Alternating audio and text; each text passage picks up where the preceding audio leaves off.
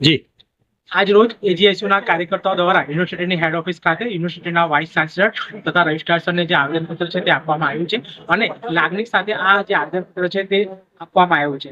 વર્ષ 2025માં જે પણ વિદ્યાર્થીઓએ ડીએફડબ્લ્યુ સ્કોલરશિપ માટે એપ્લાય કર્યું હતું, ખાસ કરીને વાત કરીએ તો ડીએફડબ્લ્યુ સ્કોલરશિપ જે હોય છે તે સામાન્ય કક્ષા એટલે કે જનરલ કેટેગરીના વિદ્યાર્થીઓ માટે હોય છે. લગભગ 2600 જેટલા વિદ્યાર્થીઓએ પોતાનું જે એપ્લિકેશન ફોર્મ છે તે સબમિશન કર્યું હતું. ડોક્યુમેન્ટ વેરિફિકેશન થયા પછી, સ્ક્રુટની થયા પછી કુલ 1800 જેટલા વિદ્યાર્થીઓનું જે ફોર્મ છે તે એક્સેપ્ટ થયું છે. પરંતુ હજુ સુધી સ્કોલરશિપની જે રકમ છે તે વિદ્યાર્થીઓના બેંક અકાઉન્ટમાં અહીંથી ટ્રાન્સફર કરવામાં નથી આવી. તો ઓલ ગુજરાત સ્ટુડન્ટ યુનિયન એજીએસયુની આજે રોજ માંગ હતી કે વહેલી તકે અને માર્ચ મહિનાના અંત સુધીમાં વિદ્યાર્થીઓને સ્કોલરશિપની જે રકમ છે તે તેમના બેંક અકાઉન્ટમાં ટ્રાન્સફર કરવામાં આવે, કારણ કે એપ્રિલ મહિનામાં વિદ્યાર્થીઓની ફાઇનલ પરીક્ષા થશે, ત્યાર પછી એ લોકોનું વેકેશન શરૂ થઈ જશે. તેના પછી આ જે પૈસા આવશે સ્કોલરશિપના તેનો કોઈ અર્થ રહે નથી.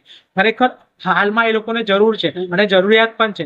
તો જરૂરિયાતના સમય એ લોકોને જો સ્કોલરશિપની રકમ મળી જાય તો વિદ્યાર્થીઓને ઘણી કામ લાગશે અને સાથે સાથે એ લોકો ઉપયોગ પણ કરી શકશે. તો વહેલી તકે યુનિવર્સિટીના સત્તાધીશો અકાઉન્ટ સેક્શન અને ઓડિટ સેક્શનમાં જે આ કામ રોકવામાં આવ્યું છે ત્યાંથી આ કામને શરૂ કરવામાં આવે અને માર્ચ મહિનાના અંત સુધીમાં ડીએફડબ્લ્યુ સ્કોલરશિપની જે રકમ છે તે વિદ્યાર્થીઓને આપવામાં આવે.